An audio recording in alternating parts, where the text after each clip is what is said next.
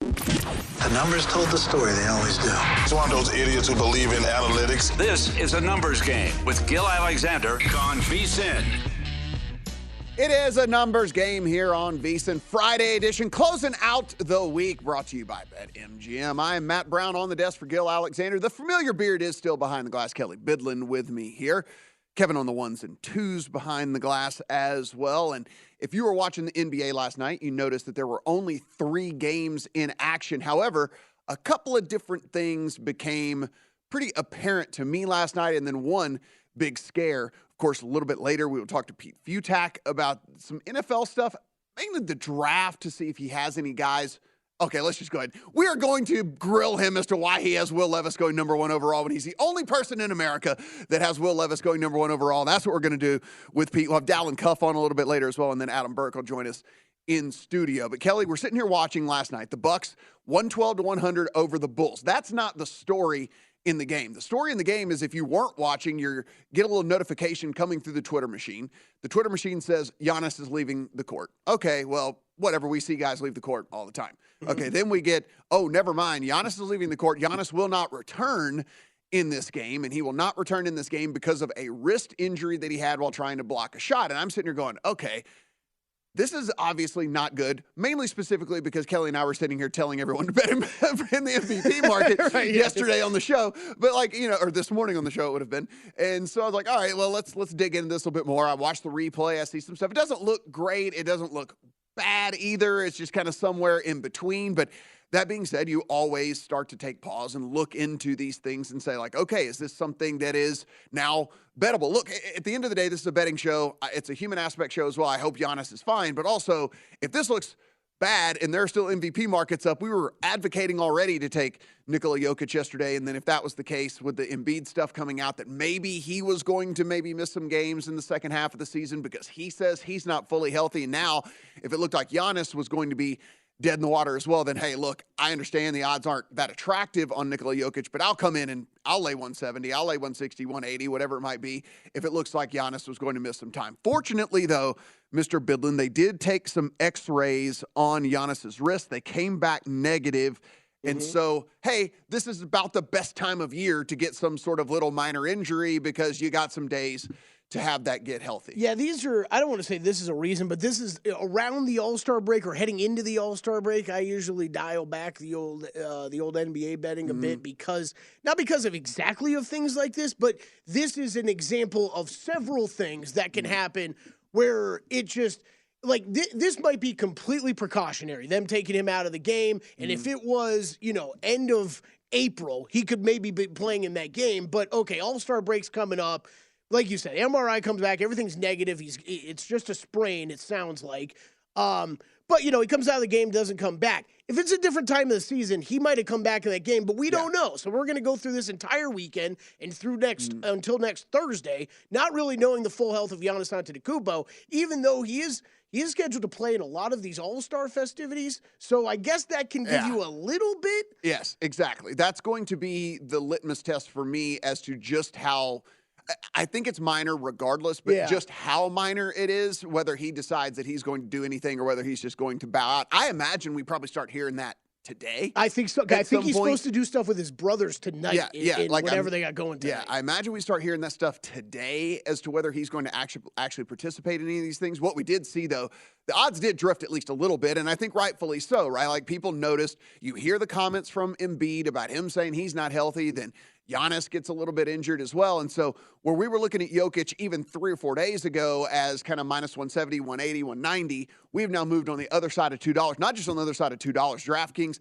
has minus 250. BetMGM has minus 250. Caesars is even sitting at minus 275 on Nikola Jokic. And this is a combination of everything that we were kind of talking about yesterday on the show, which is not only is he basically a walking triple-double, but he's a walking triple-double that also has the 2 closest guys behind him maybe dealing with some sort of injury situation. Now, the injury situation from Embiid is just coming from his mouth. Like, I mean, he's still been playing and whatnot, but he's the one telling us that he hasn't been healthy for the last 3 weeks. And then we see last night, actually with our own eyes, Giannis having to leave a game, not coming back in because of what we saw with the wrist situation. So, again, we will closely monitor this, Kelley, but the problem is, you just mentioned, like, we have several days off, so I don't know how much information we're really going to get in all this, because Giannis can easily just say, like, as a precautionary reason, I'm not going to, right. like, and so we don't really know anything from that. He's just going to say, like, you know what? It's All-Star. I'd rather just take the time to rest. Yeah, I think if you're a Bucks backer, if you got Giannis tickets or something, obviously you'd rather see him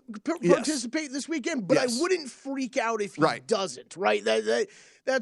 That's all I would say. This is the one time where it's precautionary makes total sense, right? There's nothing to read into then at that point, because a lot of times we'd be trying to read into, oh, he says precautionary, but is it something bigger? Is it whatever? Like, no. This is actually the time where a precautionary, taking the high road here of saying, like, no, I'll just sit on the sideline. I'll watch what's going on. I think that is actually the right thing to do, no matter what. Actually, unless this is like the most minor of minor things and it was really nothing at all. If this is even a 10% injury, he should sit. I would be keeping him home in Milwaukee. That is for sure. These odds also, we'll circle back to this in a bit later, Matt, but these odds also on the move yesterday because of Tim Bontemps released his kind of latest MVP straw poll, and Jokic dominant in that. So it's one of those. We'll talk about this later about whether it's worth a bet on Jokic or not at these numbers. But like you said, we talked about this yesterday, and we're crossing guys off the list already. That list keeps getting shorter and shorter of guys we think can win this thing. It does. It becomes really, really, at this point, too, you're almost saying, and it's not a done the All-Star, remember, the All-Star break is further than halfway through the season. So we've played more than half of the games that we're going to play so far in the NBA. And so, like, you look at Jokic, and it's like, it might take an injury for him not to take this thing home. Yeah. So we will keep an eye on all that. The other thing that happened last night in the NBA, the Clippers take down the Suns 116-107. And I said a couple of things became very apparent to me last night, Kelley. And one of those things was that, hey, listen, this Clippers team, I know we have still, on this network specifically, and certainly you and JVT talking about on Hardwood Handicappers and all that, like, been beating the drum for the Clippers and saying, hey, this team can go out and win a series or two, or maybe be an actual championship contender whenever it all comes down to it. I know we haven't seen them play as a complete team a ton so far this year, but when they do, they're really dangerous. Again, they win 116-107 on the Suns last night. But the other thing that really became apparent to me last night is this Suns team desperately needs Kevin Durant and desperately needs Kevin Durant to come back and be a scorer for this team. And I understand Devin Booker on certain nights can look like the most elite scorer in the NBA. And then you get a night like last night, 6 of 16, 1 of 6 from 3, and you start to see he only comes through with 19 points. And then you also have the Chris Paul situation where he's just up there in age. He's going to flash some nights, and some nights his body might just not be working right. He's not LeBron. No one's LeBron, actually. Like, no one is LeBron. No one at that age can perform at the level that LeBron performs at night in, night out, over and over and over again. And you get a night like that from Chris Paul, I think, 2 of 8 from the floor. He only scores 5 points, right? He only contributes to 3 rebounds to go along with the assists that he did. I mean, he did get in the double digits in assists. But you look and you say, okay, you get a bad night from Booker, you get a bad night from Paul. Ayton is never going to be the guy that can step up and score you 30. You know what I mean? Like, that's just not like the type of guy he really is in this offense. And so, man, this Suns team, I do think if Durant can come back healthy, can certainly, and it certainly deserves to be one of the teams that's looked at as one of the favorites, but they desperately need him because there are far too many nights like this in which Paul's age, I think, catches up with him. Booker isn't quite on, and then they're just not going to win games. Yeah, I think that, I mean, look, at the end of the day, do they have one of the best duos in the NBA with a healthy Kevin Durant? Absolutely. I don't know if I'm going to say they're the best, but they're definitely one of the best, right? With Booker and Durant. My initial concerns over when the Durant trade occurred was, okay, you traded away a lot of your depth that this team had, right? And that we knew that was going to happen. If a Durant trade happened anywhere, that's what was going to happen to that team. They were going to have to strip it down and send a lot of pieces back to Brooklyn. That's exactly what happened. I think this Suns team can absolutely still win. But it's going to require, because you know you can't get that help from the depth, Matt. Yeah. It is going to require more out of Chris Paul and DeAndre Ayton. And those guys, as far as I'm concerned, the Suns are going to go as far as those guys can take them. And that's, like you said, you can't ask for 30 a night from Ayton, But can you ask for 22 and 10 consistently? With maybe a little defense added in there? I don't think that's unfair to expect from a guy that was drafted as high as he was. I know. And it's just, you look at a game like that last night, and don't get me wrong. I mean, the Clippers, like I said, you guys have been preaching it. JVT's been preaching it. Clippers are for real. Certainly when they have everybody out there, they got all their dudes. So, I mean, I'm not saying like, oh, my God, this is a horrible loss for the Suns team. Yeah. I'm just saying that you can kind of read the tea leaves here with them, that they need a dude like Durant who is that consistent scorer on a nightly basis every single time he steps on the court, because Booker's very streaky. Mm-hmm. Chris Paul wakes up old some days. Like some days Chris Paul turns back the clock and you're like, wow, look at that. It looks like Chris Paul again. Yep. But Chris Paul wakes up old some nights and it doesn't really work for him. And so you got to have that Durant come in there and be that dude. So I'm very much looking forward to what the Suns team does look like when he's able to get out on the court and put in some significant minutes for them. Yeah, me too. I mean, look, I think it still speaks to just this Western Conference is still so wide open. You could make the case for so many teams, even with a healthy Durant. I think they are the team to. I think these two are probably the two teams to beat, Clippers and Suns. Mm-hmm. But yeah, they got their issues. I mean, I think that the question you could bring back with the Clippers are, okay, I love their roster. They got two great superstars, but we just haven't seen it, right? Nobody's seen it. You can't tell me for sure this team is great, has that level of greatness to win, because we haven't seen it from them, because these guys haven't been on the court regularly. Yeah, and I mean, you look at this too. Chris Paul has injury history over the last 18 months. Booker certainly has injury history over the last 18 months, and so does Durant. So like we're in our minds we dreamed up this super team, and it's like the greatest thing we've ever seen, and we're just imagining what's going to happen on the court. But the thing is they are one play away from one of these guys grabbing a hamstring or an ankle or a knee or a shoulder or whatever it is, and this team is absolutely nothing like we thought that it could be. A very big story coming out of the Genesis yesterday. We'll hit on that for a second, and also Derek Carr's next team when we come back.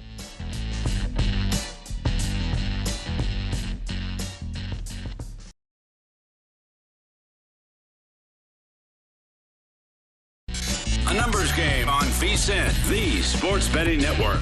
It is time to download Nevada's premier sports betting app, BetMGM Sports. BetMGM has all of your favorite wagering options, along with in-game betting, boosted odds specials, and much more. Download the BetMGM app today, or stop by any MGM casino on the Strip with your state-issued ID and open an account. Start placing sports bets from anywhere in Nevada. Whatever your sport, whatever your betting style, you're going to love MGM's state-of-the-art technology and fan-friendly specials every day of the week. Visit BetMGM for terms and conditions. Must be 21 or older and physically located in Nevada. Please gamble responsibly. And if you do have a gambling problem, call 1-800-522-4700. I'm Matt Brown. I'm not Gil Alexander. He is on vacation. A much-deserved rest and relaxation for him. Jeff Parles will be on the desk next week in here. Kelley Bydlon behind the glass. Kelley, I want to take 1 second here to kind of just listen. It's one of those things for me. Very rarely am I the, person XYZ passes away and it kind of like, really affects it. I feel like we get these connections to movie stars or to singers or something that we don't really have unless like, it was the first album you ever bought or the music really touched you or like, it was your favorite movie of all time. But so Tim McCarver passes away, and it is one of those things where I do look at it. And for me, there's a couple of different voices for football. John Madden's voice, Al Michaels' voice are kind of like the voices of football for me. Like when I think about football, those are the dudes that I think about, Well, when it comes to baseball, honestly, there's only one voice for me, and it's Tim McCarver. And Tim McCarver was a guy I didn't know him as a player, a multi-time All-Star, in Major League Baseball. So I was obviously before my time. I only knew him as a broadcaster. I only knew him as the guy who, by the way, called 24 World Series. Whoa. 24 different World Series. He really and truly was the voice of baseball for me, my childhood growing up. Like it is the voice that I think of when I think of baseball. So it was one of those things yesterday when you hear of a guy passing away where it really actually did kind of hit and mean a little bit of something to me, because I'm like, man, that is a huge part of my childhood. I was a massive baseball kid growing up. My dad was a baseball player and things like that. And so we watched the World Series, right? I mean, like, that was a thing we did as a family. That was on the television, and McCarver was kind of the voice of that, the voice of my era, voice of my childhood. And so it did kind of hit home. And again, just a Hall of Fame, Hall of Fame voice, Hall of Fame broadcaster, and, RIP to him. Absolutely. One of the greats. One of these stories coming out yesterday that we actually were dead wrong about, and guess what? We said we were going to be happy that we were wrong about, is Tiger Woods over at the Genesis Invitational. Listen, I watched every single swing. I watched every single hole. I watched every single mannerism I was seeing. Is he limping more? Is it something else? Is there what's going on? Where's he at mentally? All of this. And man, when you are sitting there watching Tiger Woods repeatedly get 175 plus ball speed, get 300 plus yard drives on multiple occasions, out there playing with his buddies and Rory McIlroy and Justin Thomas, watching them all smile and have a good time while all three of them played well throughout the course of the day as well. Kelley, it was a absolute pleasure, an absolute joy, and I understand Tiger's not realistically going to compete in this tournament when it's all said and done. I don't know if 4 rounds of that is actually in him at this point, but what I can tell you is the atmosphere was electric. You could feel it through the television. You could see it with Rory and Justin, how much they wanted to play better, how much they were really into it. The crowds all around, seeing this sea of people on a Thursday following around a singular group on the course. You just can't put into words what one guy means to a sport. And this is like more than, and people are going to say, what are you talking about? No, I'm talking about just one guy meaning something to a sport.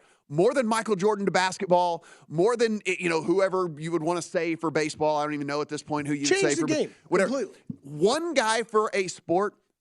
No one compares. Like, no one compares, because even in tennis, it was the big 3 for the longest. It wasn't just Federer. There was also Nadal. There was also Djokovic. Like, it's not even that.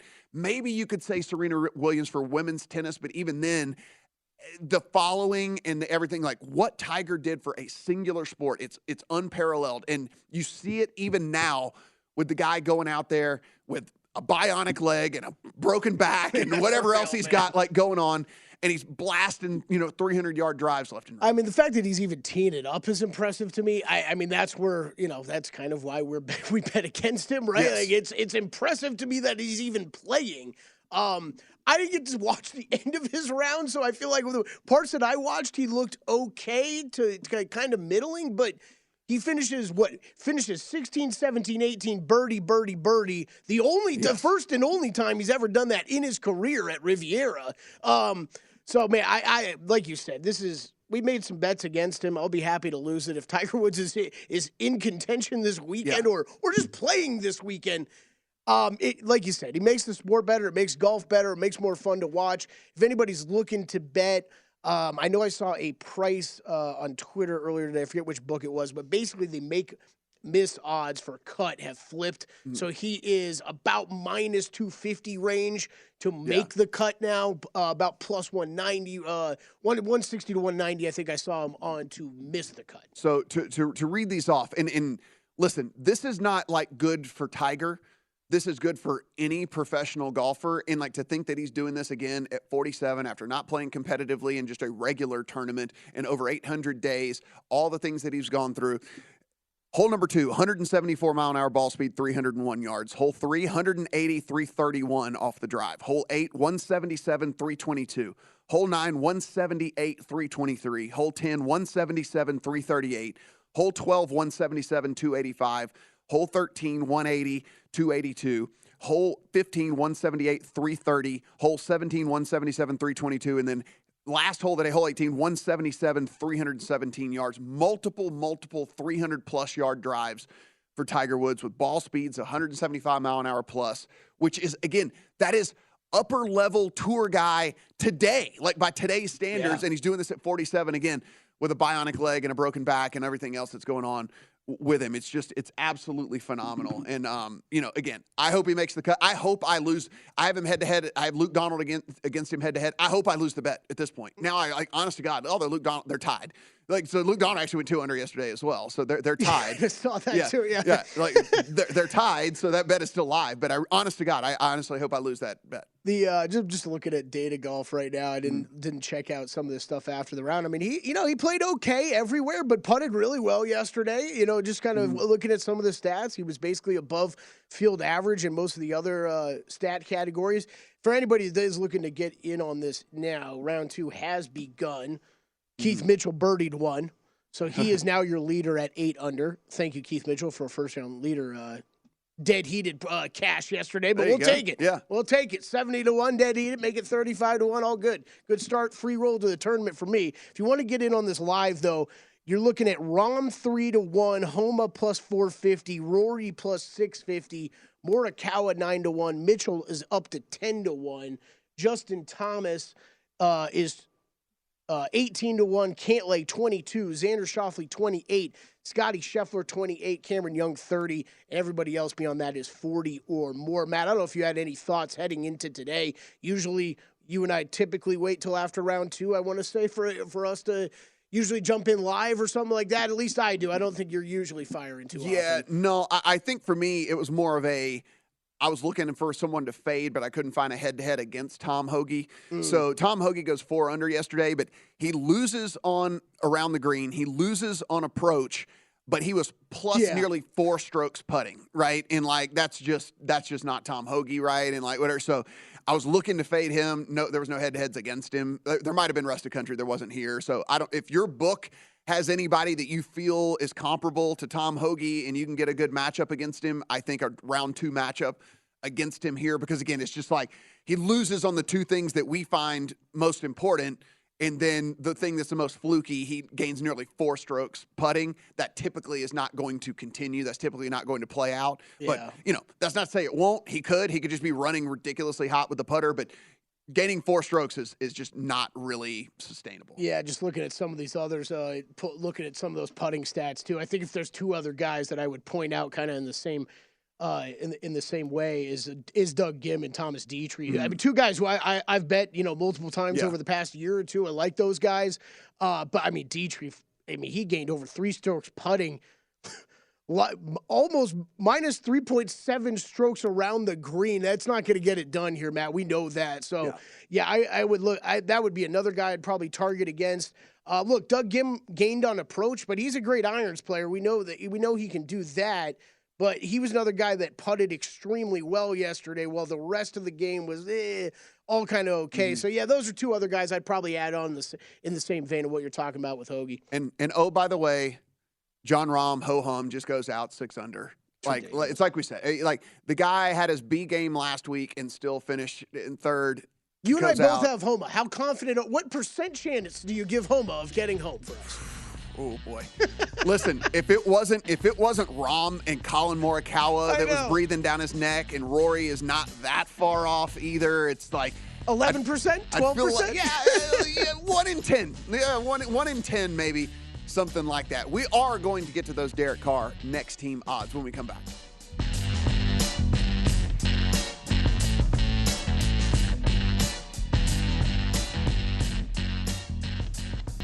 A numbers game on VSiN, the Sports Betting Network.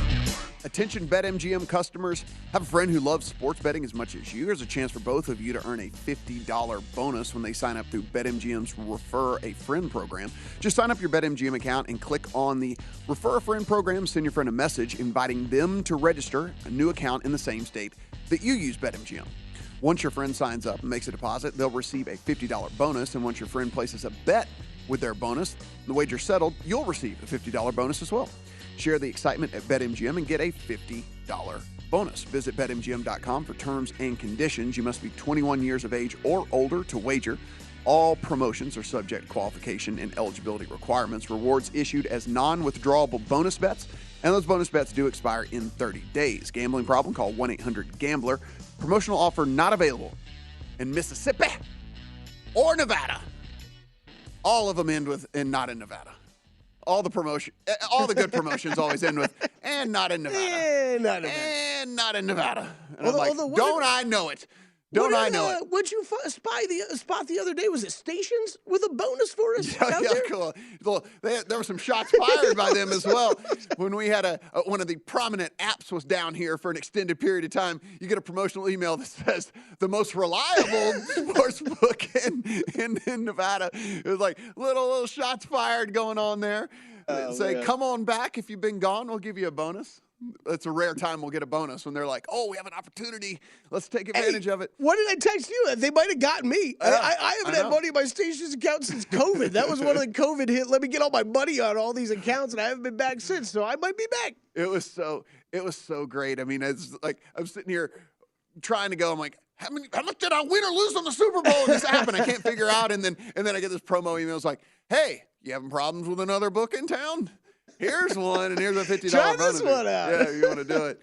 One thing that we did mention when we were talking golf, and we're going to do no spoilers, whatever. But you and I both got through episode 2 of Full Swing, and it's just the greatest program ever made. It really, you can say it, Kelley. It's the greatest program ever made. It's awesome. Wait, hold on real quick. I want to do live round 2 matchups in case anybody's interested. Tiger Woods plus 150 against Justin Thomas minus 205.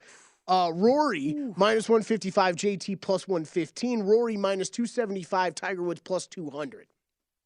I mean, I'm assuming not taking Tiger at any of those. You lay at any of those prices? Yeah. I'd probably stay away from all of those. I'd probably stay away from all of them too. After what I saw yesterday, I guess I mean, we don't know. We don't know what he's going to feel like when he woke up this morning after playing a full round for the first time in a long time. But I guess I'm done betting against the cyborg of a human that he is, apparently. Yeah. I mean, it's definitely easier to not bet against him and just root for him. There's no doubt about that. But yes, it is full swing. I keep full swing. Good. Break point, and I keep wanting to go point break. So now full swing's got me screwed up like fall swing or something like that. I don't know. Full swing though is great. It's incredible. You want to hear? This is my favorite takeaway from it. Jeremy Wangle, one of our great directors here at VSiN, and big golf fan, big golf bettor with us. He comes to me yesterday. He walks into work yesterday, and we're talking a bit about the show. And he's like, "Yeah, I watched." He's like, "I watched every episode." Every episode. He's already plowed through it. Yeah, he went through it. I was like, whoa, really? I was like, it's that good? He's like, man, it's okay. I'm like, wait, you stayed up and watched all 8 episodes and it's just okay? No.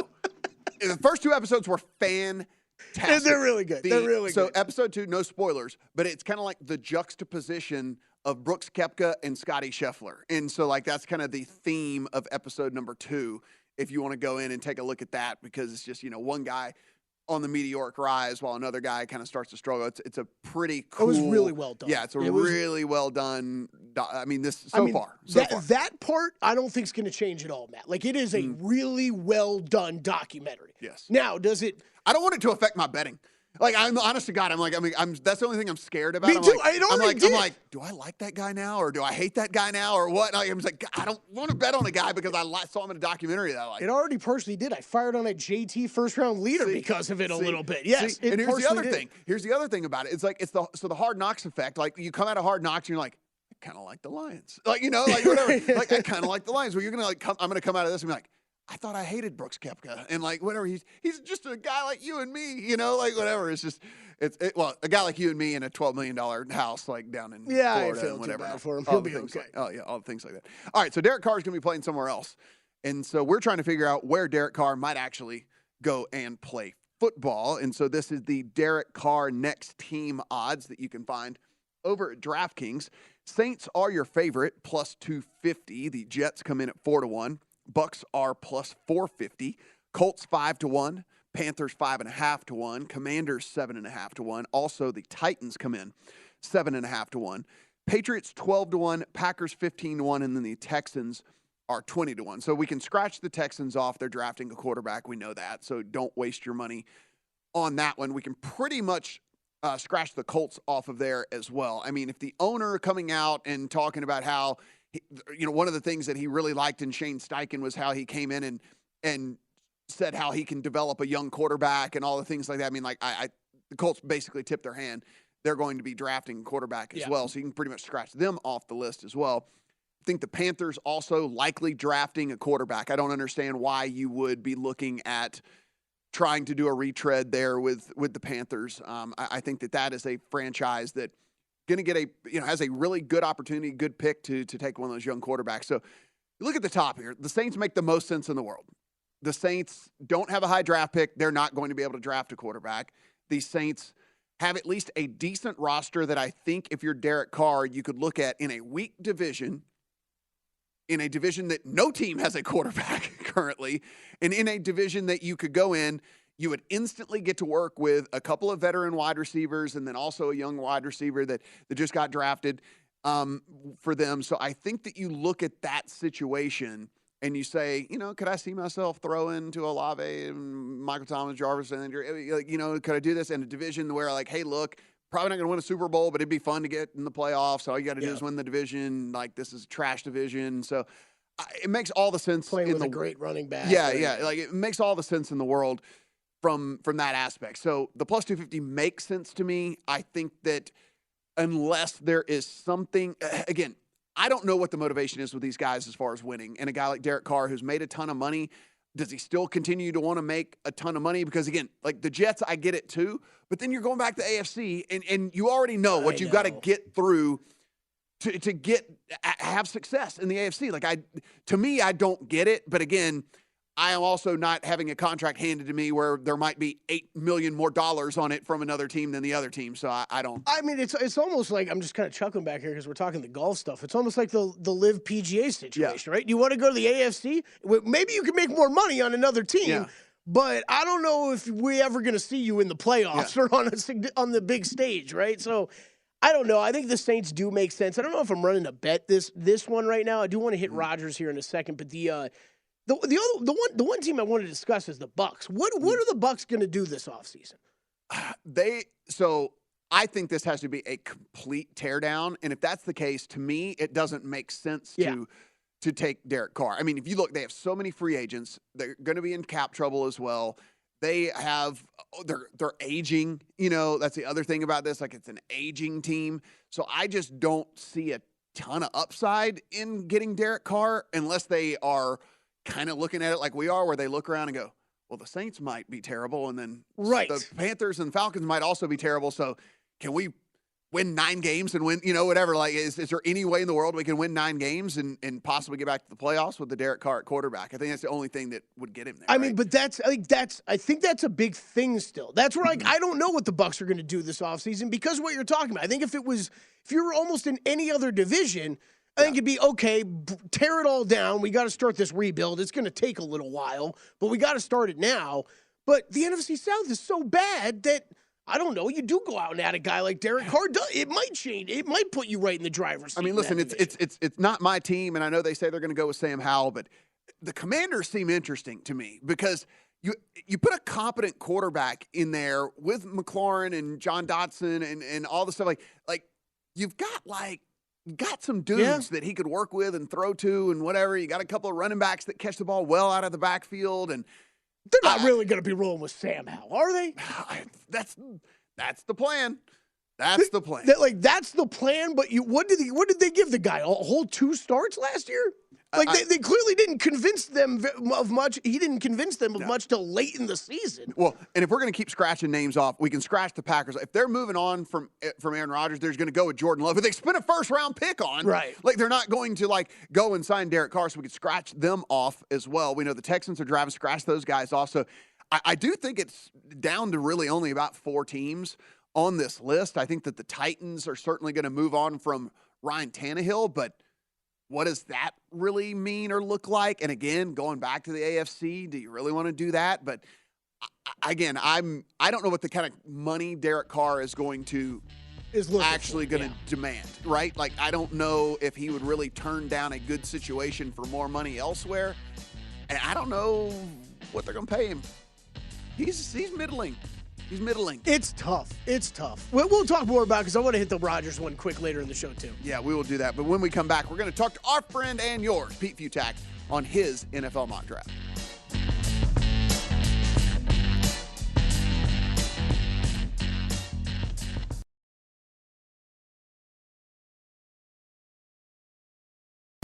A numbers game on VSiN, the Sports Betting Network.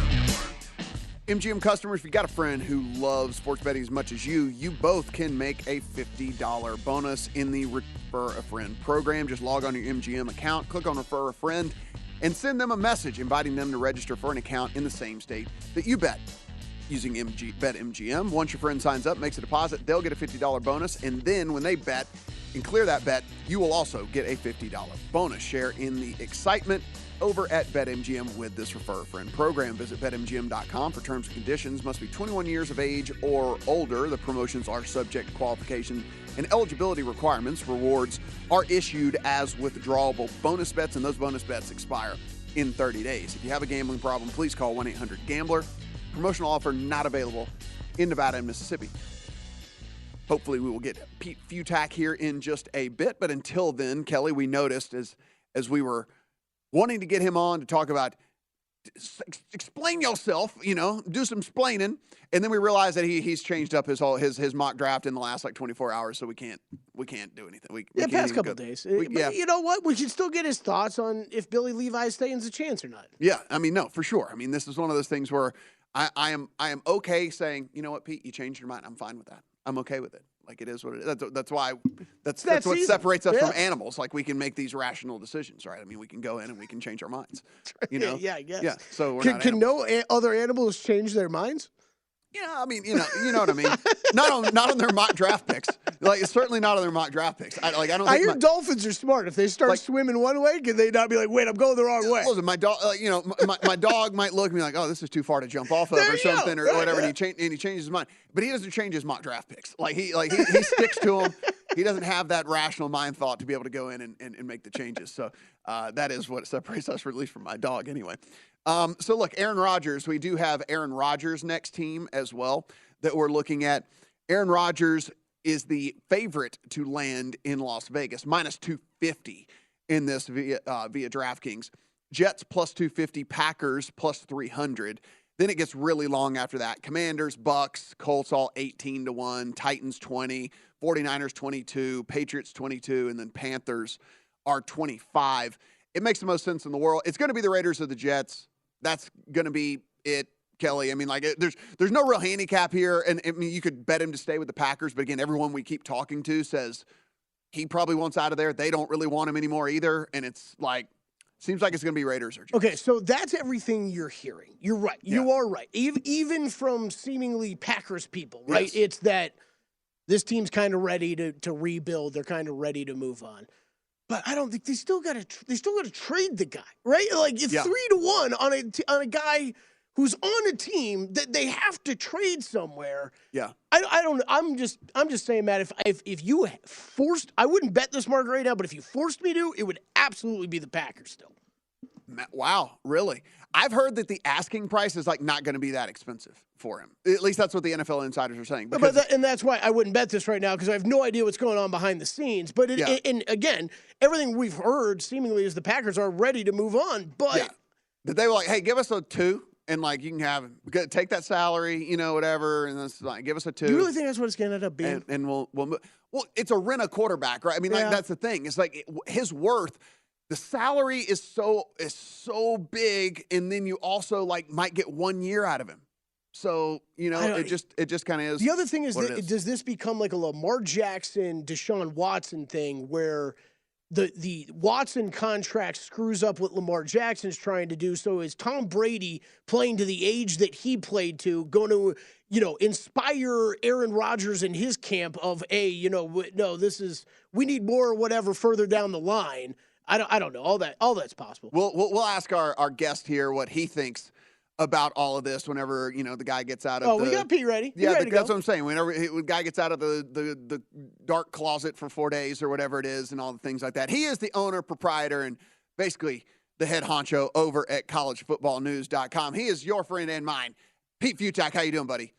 Now that I figured out how the Skype thing is that the kids are all using nowadays, It's actually working. It helps if you sign in. Yeah. That tends to be a positive. But Did you first go to How your you been? Instagram? Did you first? Is that what you opened your Instagram first, and then you're like, oh, that's not how I can connect to them, and then your You TikToks? don't even start. I'm an Apple guy living in a Microsoft world with a lot of that stuff. So I will figure it out at some point. But at least we're able to connect. How you Absolutely. been? I've been doing good, man. It's been a hot minute, and you know, I'm sure you probably have the same opinion as us that when Aaron Rodgers gets out of the room, the dark room that he's going to be in for 4 days, he's going to come out and go, you know what, $60 million actually sounds pretty great. You know what, I think I am just going to go back and earn $60 million. Well, the thing about it is these quarterbacks, once you're done, you're done. I mean, like Tom Brady's not. I still don't think he's done. I mean, like if you can still play, why not? Like, what else are you going to do? Like this is what you do, and once it's over, that's it. And if you can still do it at a reasonably high level, it's not like, at the end of Peyton Manning's career, you knew, okay, he kept it going, and then that was it. Brady still looked fine. He still looked like he could play, even though he lost his fastball a little bit. And Rodgers can absolutely still play. So this is where it's going to be interesting because to professional segue here, you look at the mock drafts coming up. Well, the Raiders are going to be sitting right there with the possibility of taking a quarterback. But Las Vegas is one of those destinations, kind of like Tampa Bay is, where old quarterbacks would love to go. And if you're Rodgers with Devontae, doesn't that seem like the natural fit, just as opposed to just going anywhere just for a year? I'm glad that you segued into your mock draft here. And listen, I have respect for a guy who doesn't do the mock trade in their mock draft. Although I am giving people passes this year because it seems like Chicago should trade out of that number 1 pick. So I'm giving people the benefit of the doubt whenever they do that. However, you didn't. You stood strong here with Chicago at 1, where you have them taking Jalen Carter. In your opinion, is he the best player in the draft overall, or do you think this is just one of those, okay, I'm filling a need here for Chicago? I have a thing for defensive tackles that you can build around. And, you're right. See, to me, I know it sounds ultra pretentious and highbrow and all that kind of stuff, but I'm ignore anybody who does a mock draft with trades. You can't do it because you can't make it happen, because it's kind of like Sudoku. If you get one number wrong, it screws everything else up. And once you start thinking, oh, well, of course, Seattle's going to parlay its 2 picks to move up to the 1. Well, you can't. Unless there's something credible, you can't do it. So until you have to, you got to play it straight. But no, I mean, this is the quarterback draft, and obviously the Bears are not going to take a quarterback. I live in Chicago. You can do all the philosophical discussions you want over whether or not Bryce Young or C.J. Stroud's actually a better prospect than Justin Fields. But at the moment, no, they need defensive help. So they can trade down. They're going to get a king's ransom for it, whether it's to Houston, whether it's to Indianapolis, or whether it's to anyone who wants to move up. But the problem is we got to go through the process. We don't know who everyone's going to fall in love with. Bryce Young's the best quarterback in this draft, but he's also 3'5". He just doesn't have the size. He's got the smarts, the intellect, the ability, the arm strength, everything else, but he's just really small. Will Levis has the size and everything else, but he got beaten up last year by Kentucky. He's going to look great in the workouts. He might be the one everyone wants. And C.J. Stroud kind of falls somewhere in the middle of all that. And then the big wild card's Anthony Richardson. So we need to see who falls in love with someone enough to want to move up to the 1 with Chicago. So for the moment, assume Chicago gets Jalen Carter, whether it's at the 1 or the 3 or somewhere else like that, because he might fall a little bit because those quarterbacks are going to go way high. So, Pete, I'm of the mindset, and I think you have it in your mock draft. So, like, we're going to have 4 first-round quarterbacks go. Like, no one's going to – a team is not going to pass on Anthony Richardson on the prayer and hope that his upside is Josh Allen, right? I mean, like that. So he's Josh Allen. That's the exact dead right comp. Yeah, he's Josh Allen, except with even potential big, as big an upside, even a bigger arm. Is there a 5th quarterback you think that could sneak into the first round? Tanner McKee is kind of one of those guys. I am a thing for Stanford quarterbacks. I still am a believer that Davis Mills can be a good quarterback. He had no help around him at Houston. I mean, no wide receivers whatsoever.